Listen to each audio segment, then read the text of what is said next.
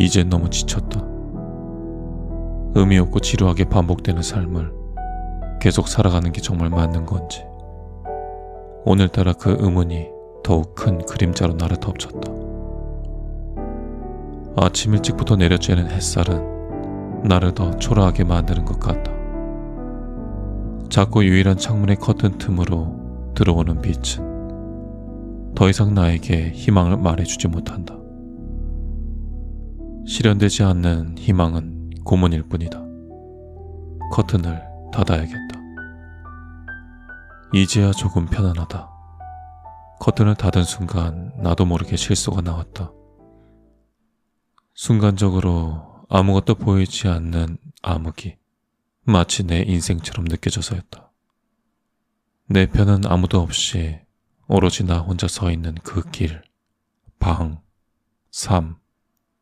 무겁기만 한 내 인생은 도대체 언제쯤 끝이 나는 건지 괴로웠지만 이제는 안다.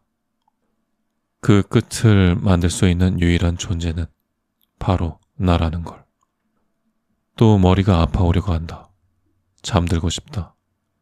모든 번뇌를 내려놓고 편안한 잠을 자고 싶다. 하지만 한편으로는 내 손으로 이 모든 것을 끝내기 전에 이야기를 좀 하고 싶다. 잔인할이 많지 세상으로부터, 사람들로부터 핍박받았던 가련한 내 이야기를 남겨서 불쌍한 내 인생을 조금이나마 위로해주고 싶다. 그래서 이 녹음을 하는 것이다. 내 삶이 이렇게 되어버린 건 무엇 때문이었을까? 긴 세월 나 자신에게 묻고 또 물었지만 결론은 언제나 하나였다. 타고난 내 외모가 문제였다. 작은 키, 비쩍 마른 몸, 거울 속 내 몸을 기억하는 67살쯤부터 내 외모적 특징은 그 두 가지 표현으로 충분했다. 나이가 들면 덩치가 커질 거라는 기대가 있었지만 내 인생과는 결이 다른 그런 일은 결국 일어나지 않았다. 10살, 20살, 30살. 언제나 주위를 둘러보면 모든 사람 중 내가 가장 작은 키에 마른 몸을 지니고 있었다.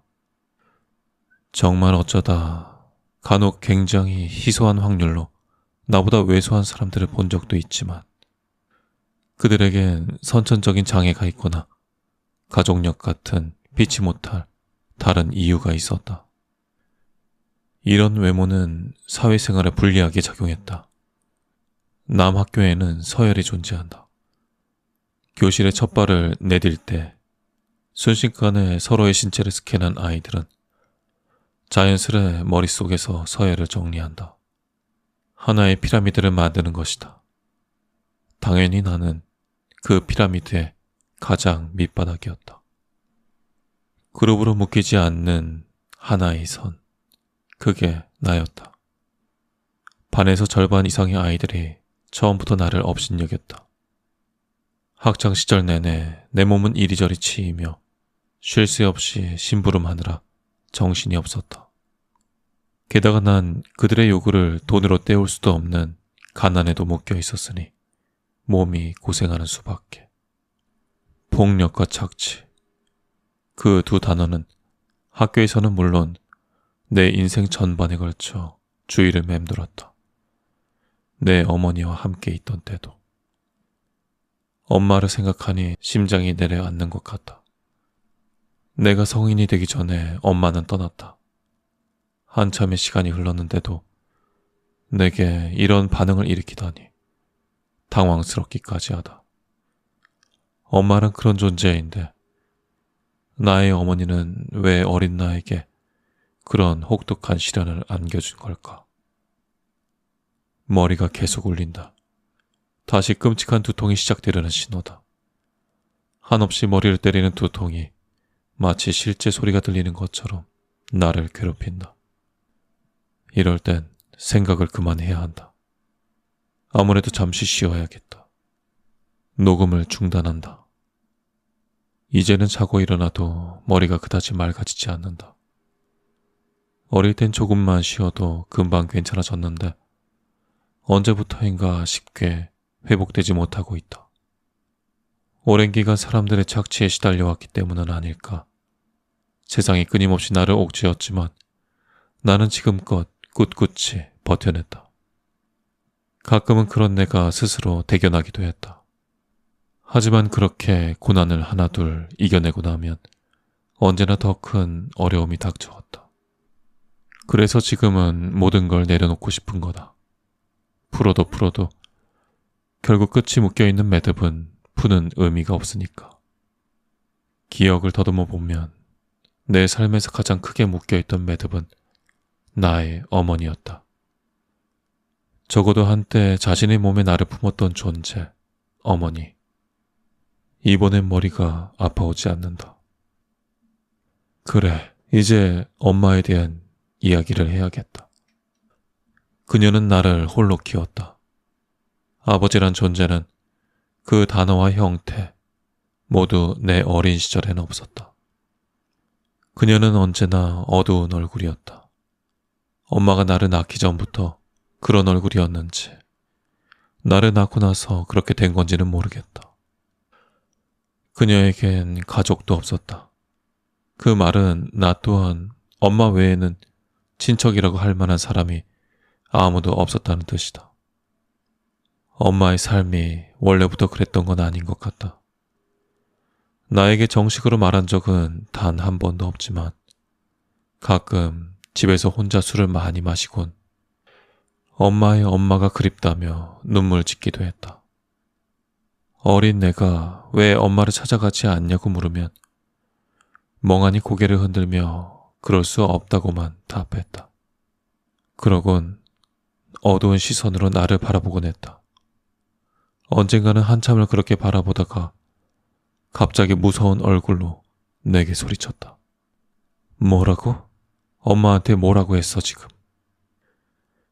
사실 나는 그때 배가 고픈 상태여서 엄마가 빨리 잠들기만 바라며 앞에 놓인 참치캔을 보고 있었다.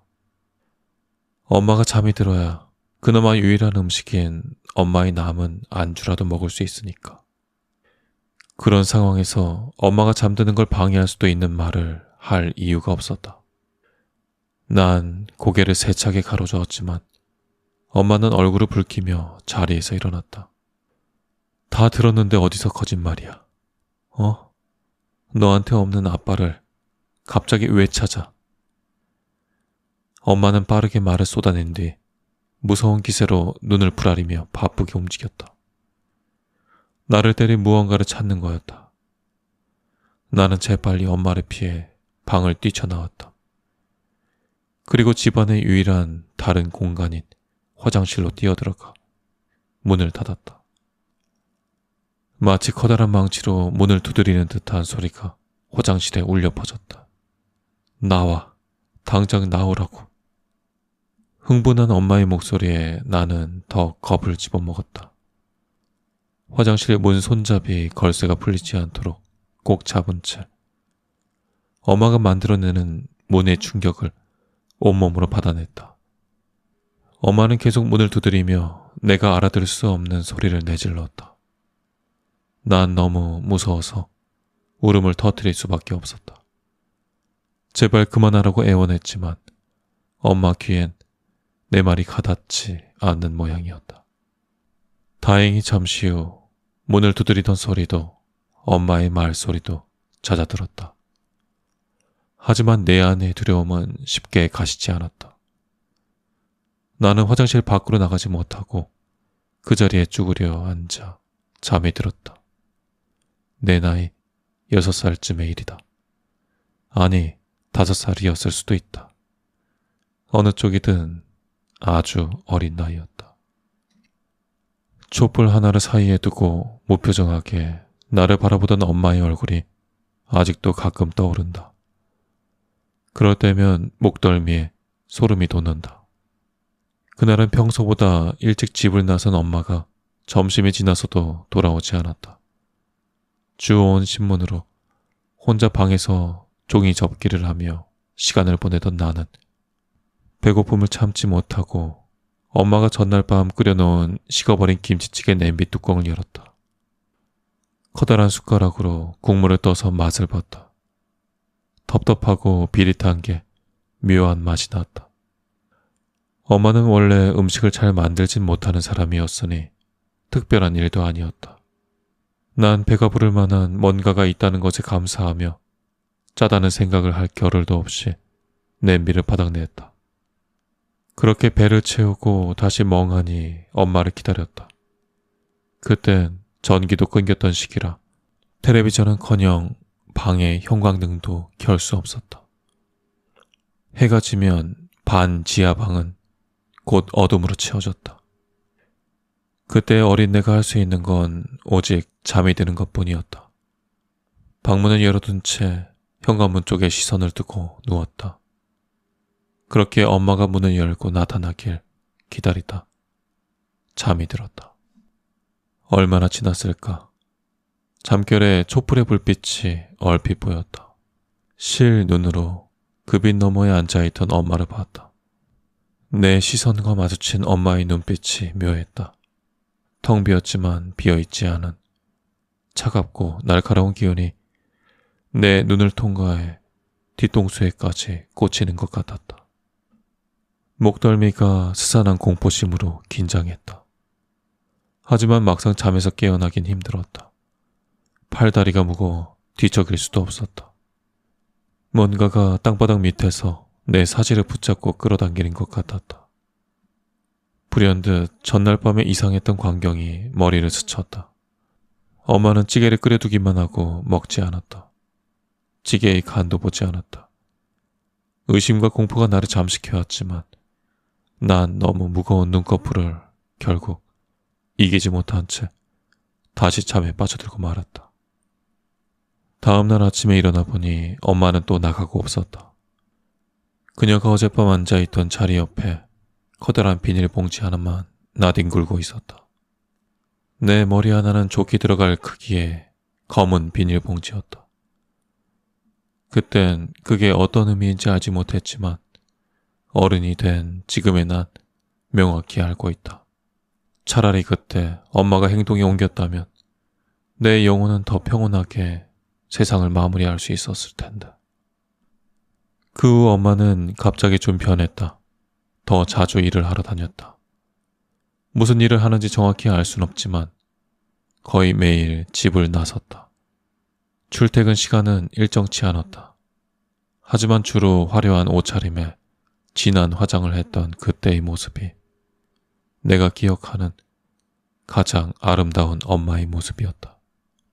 그래서인지 그 시기엔 조금 평온했던 것 같다. 밀린 전기세를 처리하고 가장 좋았던 건 어두워지더라도 형광등만 켜면 내가 하고 싶은 일을 할 수 있었던 거다. 그땐 주로 엄마가 어디선가 주워오거나 얻어온 책을 읽었다. 아니, 글을 몰랐을 때니까 그림을 봤다는 게 맞는 표현이겠다. 그때까지도 엄마는 내게 교육이라는 걸 시켜준 적이 없었다. 하지만 난 책에 있는 그림을 보면서 상상할 수 있었다. 책 속의 인물들이 나에게 말을 걸어다 주었다. 그리고 그건 그때까지 내가 경험한 일들 중에서 가장 재미난 일이었다. 그렇게 지내다 얼마 후 드디어 학교에 가게 됐다. 나의 첫 담임 선생님은 내가 다른 아이들보다 얌전하고 조숙하다며 칭찬했다. 나는 엄마에게 받지 못했던 칭찬과 사랑을 완전한 타인인 선생님에게서 처음 받았다. 그 기분은 상상했던 것보다 꽤나 좋은 느낌이었다. 그때를 떠올리니 조금 기분이 나아진다. 좋은 때였다. 이 생을 마무리하려 하니 그때가 가장 그립다. 그렇게 한동안 엄마와 나는 각자의 삶을 살았다. 나는 학교에서, 엄마는 자신의 일터에서.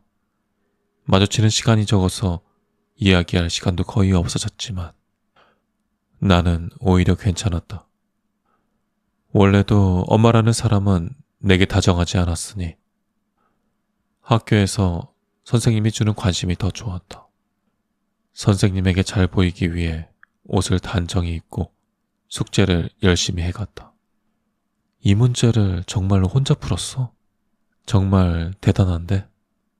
어려운 산수 문제를 풀어간 그날, 그녀는 내 어깨를 토닥이며 내 어머니와는 전혀 다른 말투로 말했다. 그 즈음에 나는 내 머리가 꽤 좋다는 것을 깨달았다.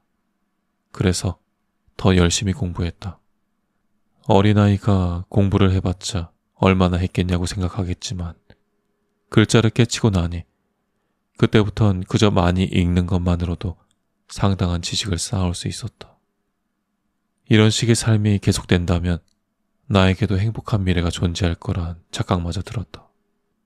하지만 내 삶은 나아졌지만 엄마의 삶은 그렇지 못한 것 같았다. 점점 더 자주 소리를 지르고 내게 욕을 내뱉었다. 그리고 눈빛, 아마 그 눈빛이 사람들과 더 자주 다투게 했을 거다. 하던 일을 못하게 되고 새롭게 일자리를 구하러 다녀야 하는 일이 자주 발생했다. 하지만 새 직장에 가서도 며칠 만에 사람들과 싸움을 벌이고 문제를 일으켜 쫓겨나거나 엄마가 못 견디고 그만두는 일이 반복되었다. 내 나이 10살, 그 가을을 시작으로 벌어진 일이었다. 날이 점점 추워지는데 또다시 공과금을 못 내면서 집안은 엉망진창으로 변해갔다. 밥 먹고 몸 씻기도 쉽지 않은 상황에서 옷까지 세탁하는 건 사치스러운 일이었다. 쿵쿵쿵. 자연스레 내 몰골은 점점 말이 아니게 되어갔다. 가뜩이나 왜소한 체구에 온몸으로 가난을 발산하던 내가 옷을 빨지 못해 냄새까지 풍기며 다니기 시작했다. 아이들이 눈살을 찌푸리며 나를 노려보는 일이 허다했고 내가 옆으로 가면 몸에 닿기라도 할까봐 소스라치게 놀라며 자리를 피했다. 쿵쿵쿵. 나를 그렇게 아껴주던 선생님도 예외는 아니었다. 내가 눈치챌까 조심하긴 했지만 칠판의 문제를 풀던 내 뒤에 서서 코를 막고 있었다. 난 굳이 뒤를 돌아보지 않아도 그 여자가 그러는 걸 알 수 있었다. 화가 치밀었다. 좋은 가정 환경에서 자라 내 상황은 상상도 하지 못할 애들에게 선생이랍시고 자기 좋을 때만 애정을 주던 그 여자에게 그리고 나를 이런 상황에 빠뜨린 가장 큰 원흉인 엄마에게 화가 났다. 하지만 힘없고 왜소한 내가 할 수 있는 일은 아무것도 없었다. 그땐 정말이지 아무것도. 게다가 더 끔찍한 시간이 나를 기다리고 있어. 쿵쿵쿵. 잠시 끊어야겠다. 아까부터 누가 자꾸 문을 두드리는 모양이다. 계획하지 않았던 일을 갑자기 처리하느라 시간이 너무 지체되었다. 이 녹음으로 모든 걸 정리하고 홀가분해지고 싶었는데 내게 주어진 삶은 그것마저도 쉬 허락하지 않는 것 같다. 좀 더 서둘러야겠다. 마무리하기까지 해야 할 일이 늘었다. 그러니까 언젠가 엄마가 평소와는 너무도 다른 표정으로 나에게 외출을 하자고 했다. 내가 가진 가장 좋은 옷을 입히고 내 생전 근처에도 가본 적 없던 호텔 식당으로 데려갔다. 엄마는 가는 내내 호호 소리를 내며 웃었다. 그녀가 그렇게 웃는 걸 본 적이 없어서 그 모습이 너무도 기묘하다는 생각까지 들었다. 하지만 엄마는 내 생각은 안중에도 없이 그저 지금 자신이 향하는 목적지에 도달하는 것만 중요해 보였다. 그녀가 마침 다다른 테이블엔 웬 남자가 하나 앉아 있었는데 우리를 보더니 자리에서 벌떡 일어나 미소를 지었다. 호감형 얼굴에 건장한 체격, 번지르르한 양복이 묘하게 뱀의 거죽 같다는 인상을 주는 남자였다. 인사드려. 엄마 친구야. 국민학교 동창. 얼마 전 우연히 만났지 뭐야. 엄마는 발랄한 목소리로 그를 나에게 소개했다. 그날이 내가 K를 처음 만난 날이다. 쿵. K를 떠올리니 머리가 다시 울리기 시작한다. 내 인생에서 진즉 사라졌는데도 다시 나타나 이렇게 나를 괴롭히는 괴물 같은 존재. 머리가 아프다. 그를 떠올리기 싫은 내 방어 기제 때문일 거다. 다른 생각을 하자. 다른 생각. 음악. 그래, 음악. 내가 어릴 때 유일하게 배우고 싶었던 악기가 있다면 그건 바이올린이었다. 모두 같은 길이의 줄이지만 어떤 줄을 어디서 잡느냐에 따라 높이가 달라지는 악기. 때로는 감미롭게, 때로는 카리스마를 담아서 감정을 표현하는 악기. 제대로 줄을 잡으면 아름다운 소리를 내지만 조금만 비껴 잡으면 고막을 찢을 듯 비명을 내지르는 악기. 그 악기로 연주하는 G 선상의 아리아를 나는 참 좋아했다. 그런 음악을 접할 기회가 없던 나였으니 그 곡을 처음 듣게 된 곳도 K의 집이었다. 엄마 심부름으로 동사무소에 간 적이 있다. 장애인 연금 신청 때문이었다. 지금이야 세상이 좋아져서 온라인에서도 신청할 수 있지만 그 시절엔 직접 방문해서 서류를 작성해야 했다. 담당 공무원은 내 방문 목적을 듣더니 엄마가 직접 와야 처리할 수 있는 거라며 내가 할 수 있는 게 아니라고 했다. 그러면서 이미 준비되어 있던 전단만 한 장 건네주며 돌려보냈다. 내 엄마라는 여자는 왜 어린 나를 그곳에 보냈던 건지 성인이 된 지금도 이해하기 힘들다. 어쩌면 K가 시켰을지도 모른다. 아, 그래, K. 그 이야기를 하다 말았지. 호텔 식당에서 처음 그를 만났을 때만 해도 나는 어른 남자가 내 인생에 들어왔다는 사실에 기뻤다. 최소한 그 사람 덕분에 그렇게 좋은 식당에서 난생 처음 먹어보는 음식도 맛볼 수 있었으니까. 스테이크였다. 반짝이는 포크와 칼로 우아하게 썰어먹는 소고기. 돼지고기나 닭고기와는 차원이 달랐다. 부드럽고 고소한 맛이 나는 아름다운 고기 덩어리. 나는 허겁지겁 커다랗게 썬 고기를 입 안으로 밀어 넣었는데 K는 그런 모습이 재밌다는 듯 정명한 소리를 내며 웃음을 터뜨렸다.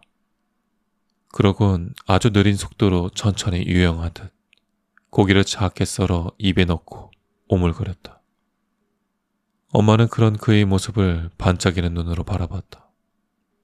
나에겐 한 번도 보인 적 없었던 애정이 듬뿍 담긴 눈빛이었다. 그리고 그날 이후 K는 엄마와 나의 삶 속에 함께했다.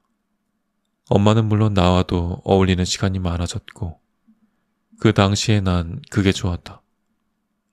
텔레비전 드라마에서나 보던 행복한 가족의 모습이 그대로 내 삶에 들어온 것 같았으니까. 엄마는 예전에 비해 상당히 밝아졌고 새로 구한 일자리에서도 잘 버텼다. 이런 모든 변화는 내 삶을 다른 아이들의 그것과 비슷하게 만들었다.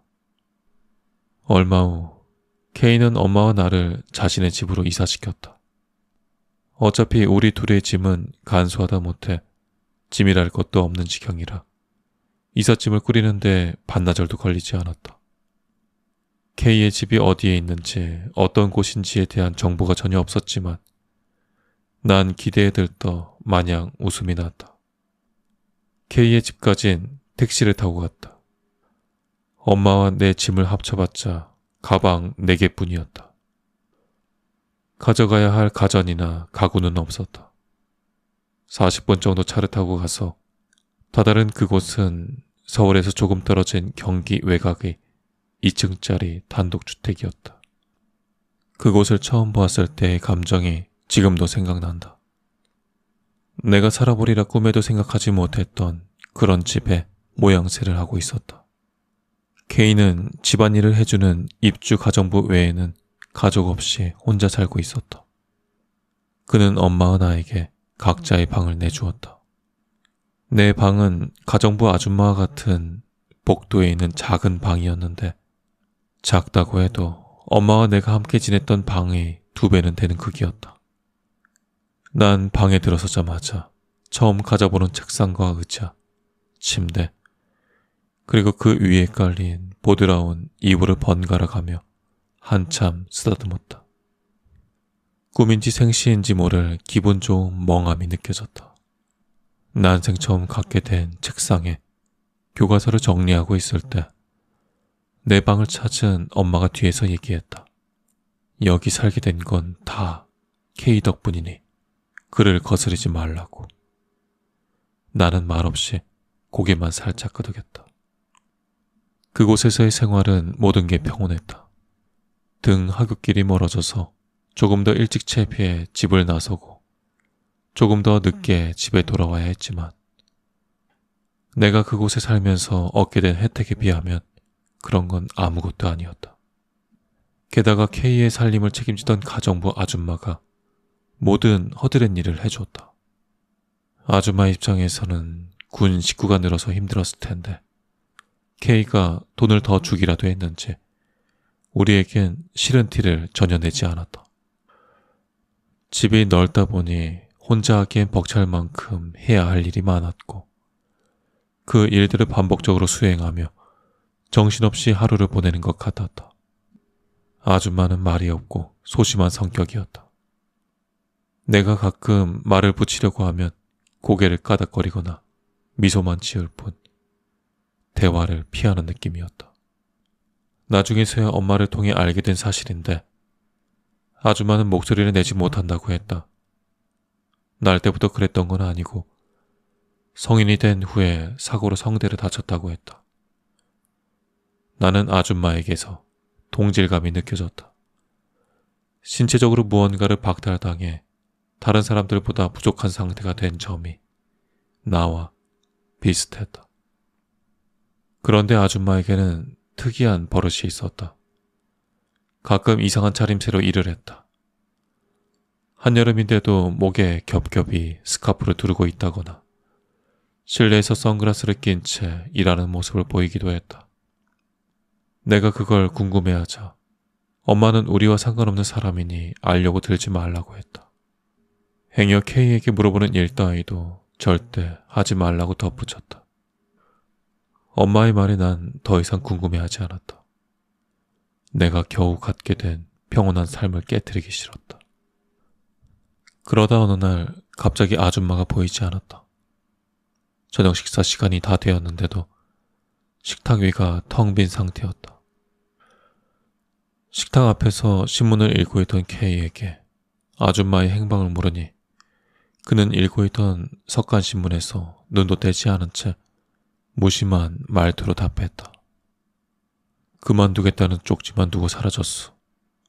너랑 네 엄마가 너무 지저분해서 일이 많아진 게 싫었대. 나는 이해가 되지 않아 눈썹을 찡그렸다. 엄마는 몰라도 나는 아줌마를 힘들게 할 만한 행동은 하지 않았다. 그때 엄마가 부엌에 들어서다가 나와 눈이 마주치곤 흠칫 놀란 듯 시선을 피했다. 눈빛은 흔들렸고 표정은 어두웠다. K는 멈춰선 엄마의 손을 잡아 끌어 옆 의자에 앉혔다. 그리고 너무 부드러워서 기괴하기까지 한 미소를 지으며 덧붙였다. 이제 집안 살림은 네가 할 거지? 엄마는 굳은 표정으로 고개를 약하게 끄덕였다. K는 시선을 다시 신문으로 옮기며 중얼거렸다. 배고파. 빨리 식사 준비해. 어느새 그의 말투는 강압적인 분위기를 풍겼다. 엄마는 K의 말이 끝나고도 잠시 움직이지 못했다. 현실을 직시하지 못하고 있는 듯한 느낌이었다. 이 말에 찡그린 채 자신만의 세계에 빠져 있었다. 그 상황이 어떤 것인지 짐작할 수 있었던 나는 엄마를 불러서 그 세계를 깨트리려고 했다. 하지만 내가 입술을 떼기도 전에 K의 목소리가 나를 추월해 엄마에게 내리꽂았다. 안 움직이고 뭐해? 엄마는 정신이 들었는지 바로 자리에서 벌떡 일어나 싱크대로 향했다. 나는 냄비에 물을 채우는 엄마의 손이 바르르 떨리는 걸 봤다. 동시에 K의 입꼬리가 하늘을 향해 올라갔다. 그는 겁먹은 엄마의 모습을 재미있어 했다. 그렇게 케이는 달라졌다. 아니, 달라진 게 아니라 본 모습을 드러낸 거라고 보는 게 맞을 거다. 그동안 우리에게 감췄던 악마의 모습을. 처음에는 아주 작은 손찌검으로 시작했다. 엄마가 뭔가 실수를 했을 때 가볍게 손등을 찰싹 소리가 나도록 때렸다. 엄마도 처음엔 그걸 애정 표현이라고 생각했던 것 같다. 하지만 손대는 곳이 엄마의 팔, 어깨를 지나 뺨으로 옮겨갔고 힘의 세기도 강해졌다. 나는 엄마가 예전부터 구제불능인 면이 있었기 때문에 K가 이를 잡아주는 건 좋은 일이라고 생각했다. 처음엔 그랬다. 잘못했으면 매를 맞아야지. 그건 엄마가 항상 했던 말이었으니까. 엄마의 잘못을 바로잡아줄 다른 어른이 나타났다고 생각했다. 하지만 K의 폭력은 점점 강해지더니 한계를 벗어나기 시작했다. 뺨을 때리던 손바닥은 주먹이 되었고 손만 쓰던 걸 넘어서 발로 걷어차거나 심지어 작은 접시 하나를 깨뜨렸다고 엄마의 목을 조른 적도 있었다.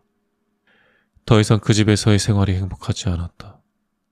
그리고 마침내 그 일이 터져버렸다. K의 집에서 지낸 지 2년이 가까워진 여름을 지나 가을로 가는 어느 날 저녁이었다. 저녁 식사를 막 시작하던 K는 엄마가 만든 된장찌개 맛을 보더니 숟가락을 탁 소리가 나도록 내려놓았다. 그리고 갑자기 냄비를 들고 일어나 거실로 가더니 그대로 바닥에 내동댕이 쳤다. 찌개가 거실 중심에서 사방으로 흩어지며 대리석 바닥에 쏟아졌다. 엄마가 그 모습에 깜짝 놀라 걸레를 들고 오자 K는 엄마의 손에서 걸레를 빼앗고 소리쳤다. 미쳤어? 온갖 재료가 다 들어갔는데 이걸 그냥 닦아서 버리겠다고? 너라도 먹어야지. 엄마는 멍한 표정으로 자신이 방금 들은 말이 진짜로 K의 입에서 나온 것이 맞는지 확인하려는 듯 그를 쳐다봤다. K는 다시 말하는 것조차 시간 낭비라는 듯 바로 엄마의 목덜미를 오른손으로 내리누르며 거실 바닥에 깔린 찌개 국물에 엄마의 뺨을 짓이겼다. 그러곤 다시 소리를 질렀다. 먹어. 핥아 먹으라고. 핥아 먹으라고. 정말로 K는 그렇게 말했다. 엄마는 표정을 일그러뜨린 채 손으로 바닥을 짚어 얼굴을 떼어내려고 했지만 찌개 국물에 손이 미끄러지는 것만 반복될 뿐이었다. 엄마의 발버둥에 K는 나머지 한 손을 더해 엄마의 얼굴을 바닥에 밀착시켰다. 더 이상 저항이 불가능했던 엄마의 눈에 눈물이 고였다. 그 눈으로 내 눈을 바라봤다. 처음에 이 집에 온 날 엄마가 당부했던 대로 K에게 거스르지 않기 위해 난 가만히 그 모습을 바라보고 있었다. 고여있던 눈물이 바닥으로 흘러내리면서 엄마는 그 눈물이 섞인 찌개 국물을 혀로 핥기 시작했다. 그 모습을 본 K의 얼굴에 다시 기괴한 미소가 퍼졌다. 악마의 얼굴이었다. 지옥에서 올라온 괴물이었다. 갑자기 K가 고개를 들어 놀란 얼굴로 서있던 나를 봤다. 시선이 마주치자 그는 소리 높여 나에게 외쳤다. 아비 없는 새끼가 뭘 봐. 너도 찌개 맛 좀 보고 싶어. 나는 몇 걸음 뒷걸음질 치다가 재빨리 내 방을 향해 뛰었다.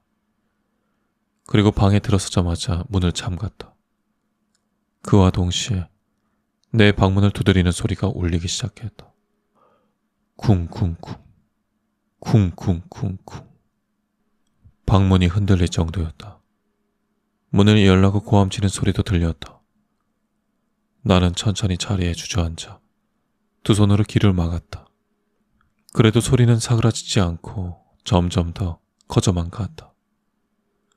나는 시간이 빨리 지나가기만을 바라며 눈을 질끈 감았다. 그렇게 한참 동안 그대로 있었다.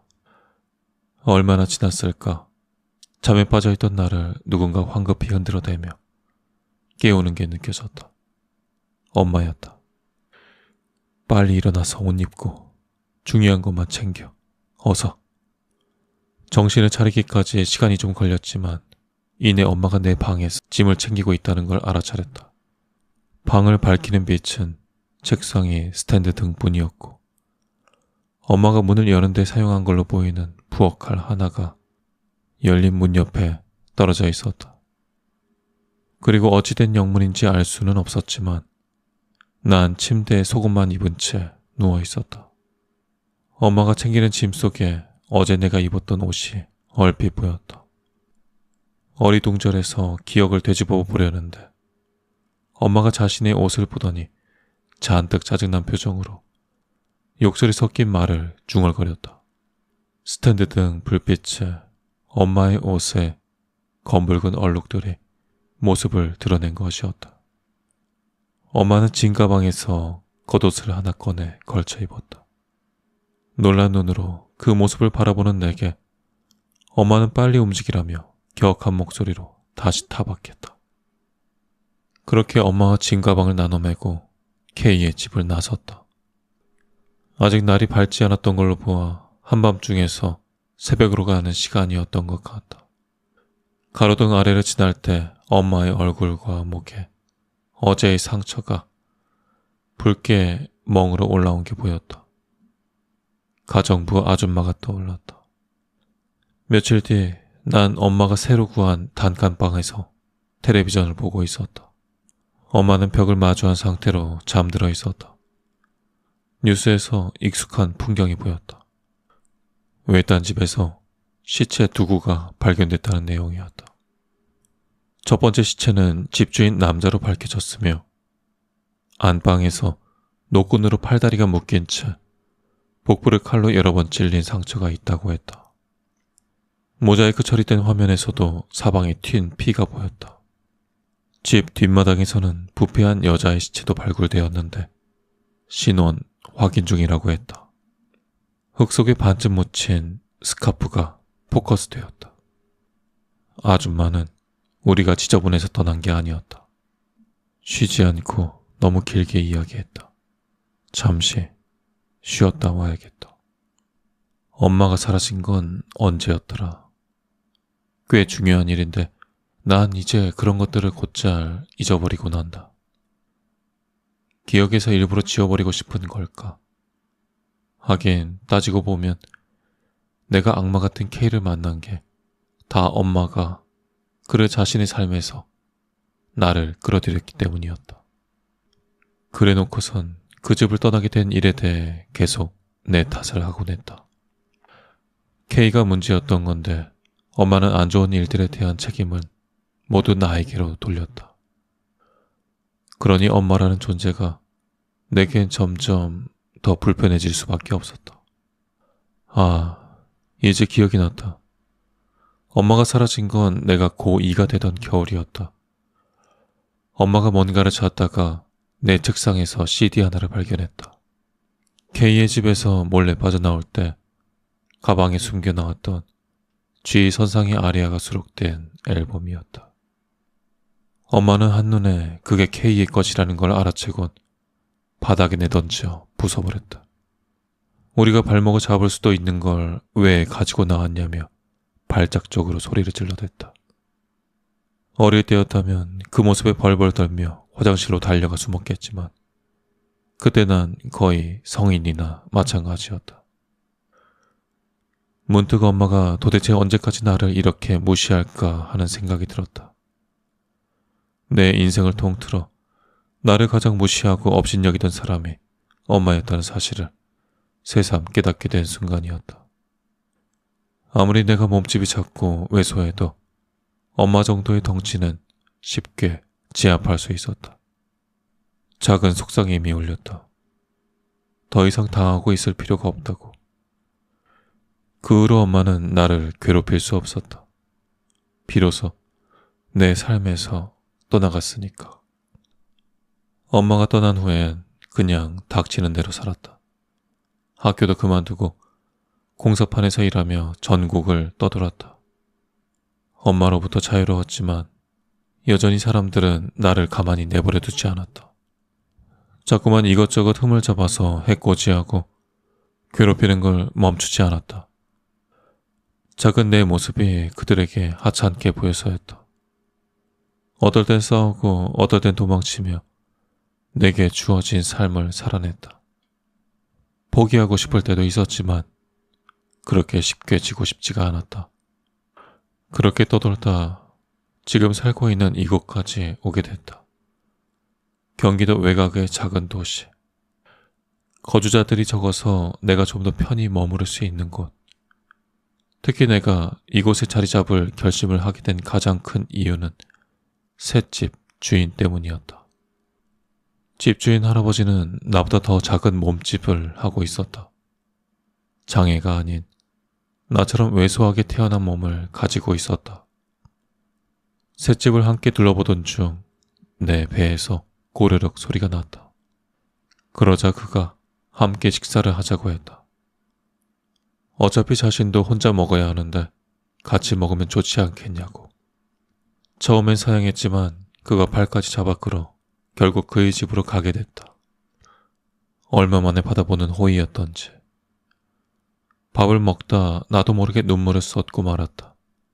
그가 휴지를 건네며 내 등을 가볍게 토닥였다. 그렇게 이 집으로 들어왔다.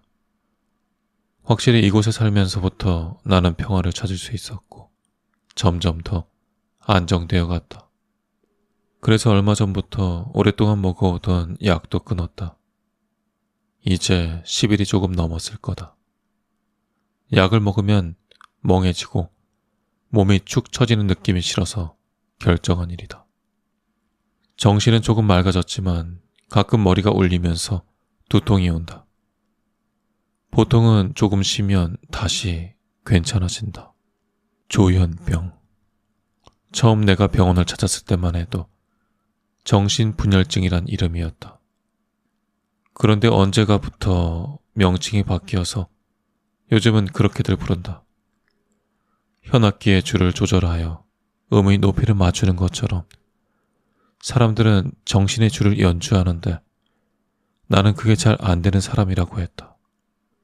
그래서 내가 아프다고, 병이라고 했다. 하지만 나는 모르겠다. 난 아픈 곳이 없다. 내가 정신이 여러 갈래로 갈라져 있고 그 줄을 제대로 연주하지 못한다고? 말도 안 되는 소리다. 나는 충분히 정상적인 사고를 하는 사람이다. 키가 작고 몸이 왜소한 것 외에는 다른 사람들보다 똑똑하고 이해도 빠른 편이다. 하지만 장애 등급을 받기 위해선 그들의 말에 장단을 맞춰주는 것도 필요했다. 그래서 병원에 다니고 약을 받아 먹었다. 그 정도로 내 머리가 좋다는 말이다. 나 스스로는 내가 아픈 사람이 아니라는 걸 잘 알고 있다. 게다가 사실 내겐 필요할 때면 언제나 도움을 주는 존재도 있다. 바로 내가 좋아하는 쥐선의 음료를 타고 들려오는 목소리다. 집주인 할아버지를 처음 만났을 때도 목소리가 그랬다. 이 사람은 괜찮다고. 믿을 수 있는 사람이라고. 함께 식사하며 내 불우했던 과거사를 들은 그는 지층 단칸방밖에 들어가지 못하는 보증금을 받고도 1층에 101호를 내주었다. 나는 그에게 고마운 마음이 들어 계약하는 날 내가 좋아하는 바나나도 한 다발 사다 주었다. 그는 밝게 웃으며 고맙다고 처음 만났던 날 그랬던 것처럼 내 어깨를 토닥여 주었다. 처음엔 너무 좋았다. 내 삶이 이제 진짜로 달라진 것 같았다. 하지만 201호가 이사 들어오면서 다시 내게 고난이 시작되었다. 나보다 40여일 늦게 이사 온 그는 시시때때로 조심성 없게 발을 구르고 다녔다. 어떤 땐 일부러 나를 화나게 하려고 뛰어다닌 것 같았다. 내가 일을 나가지 않고 집에 머무르는 날에는 도저히 견딜 수 없을 만큼 우렁차게 천장 울리는 소리가 들렸다. 며칠을 참다 결국 말을 하기 위해 큰맘 먹고 위층으로 올라갔다. 초인종을 3번쯤 누르고서야 모습을 드러낸 그는 꽤나 덩치가 큰 젊은 남자였다. 발소리가 왜 그렇게 컸는지 금방 알 수 있었다. 무식하게 덩치만 커서 타인에 대한 배려는 눈꼽만큼도 없는 놈이었다. 그는 내 말을 듣자마자 나를 위아래로 훑으며 심드렁한 말투로 말했다. 그 키면 내가 발을 아무리 굴러도 그 소리가 귀에 닿지 않을 텐데. 말을 마치며 코웃음까지 쳤다. 난 순식간에 피가 거꾸로 솟구쳤다. 이런 놈을 그냥 두려고? 목소리가 물었다. 대답할 필요가 없었다. 나는 이런 상황에서 어떻게 해야 할지 명확히 알고 있었다. 곧바로 달려들어 놈을 넘어뜨린 뒤에 주먹으로 그 건방진 얼굴을 마구 쳤다. 예상치 못한 공격에 녀석은 미처 반격도 하지 못한 채 결정타를 맞고 기절했다. 녀석의 여자친구가 놀라 방에서 뛰쳐나와 나를 말리려 했지만 역부족이었다. 나는 경찰이 도착할 때까지 놈의 얼굴을 때리는 걸 멈추지 않았다. 놈은 기절했고 나는 승리했다. 그 일 때문에 재판이 진행 중이다. 이런 일이 한두 번이 아니었기 때문에 이젠 별 신경도 쓰이지 않는다. 정작 내가 힘든 건 집주인 노인이 나를 처음과 다르게 대한다는 거다. 심지어 방을 빼라고도 했다. 어제도 찾아와서 나에게 그 얘기를 했다. 초인종이 고장나서 문을 두드린 게 바로 그였다. 초인종이나 진즉 고쳐줄 것이지. 가장 기본적인 집주인의 책임은 하지도 않고 본인이 원하는 것만 요구하는 착취자. 문 앞에 서서 그가 하는 말을 실망스러운 마음으로 듣고 있을 때 목소리가 속삭였다. 다를 바 없는 놈이었어. 이 악마도 널 괴롭힐 거야. 순간 노인의 얼굴에서 K가 보였다. 닮았다고 생각한 적이 한 번도 없었는데 그의 얼굴이 K의 얼굴로 변해 있었다. 나는 재빨리 그 악마의 목덜미를 양손으로 잡아 끌고 집 안으로 들어왔다. 손으로 입을 벌리고 바닥에 떨어져 있던 양말 뭉치를 그의 입에 밀어 넣었다. 팔다리를 제 앞에 노끈으로 묶었다. 나에겐 언제나 노끈이 필요할 거라고 목소리가 말해줬기 때문에 어릴 때부터 항상 가방에 넣어뒀던 걸 사용했다. 목소리의 말이 맞았다. 그건 언제나 유용했다. 악마를 곧바로 화장실에 끌고 가 안에 가뒀다. 쾅쾅쾅. 박씨, 자네 도대체 나한테 왜 이러는 건가? 제발 우리 얘기를. 이런, K가 양말을 뱉어냈나 보다. 더 시끄러워지기 전에 가봐야겠다. 아, 그런데 당신들도 이 음악 소리가 들리나? 쥐 선상의 아리아다. 이게 바로 K를 처리하라는 목소리의 신호다. 악마를 처리하면 난 이제 새로운 삶을 살 수 있을 거다. 과거에 불쌍했던 나는 안녕이다. 녹음을 마치겠다.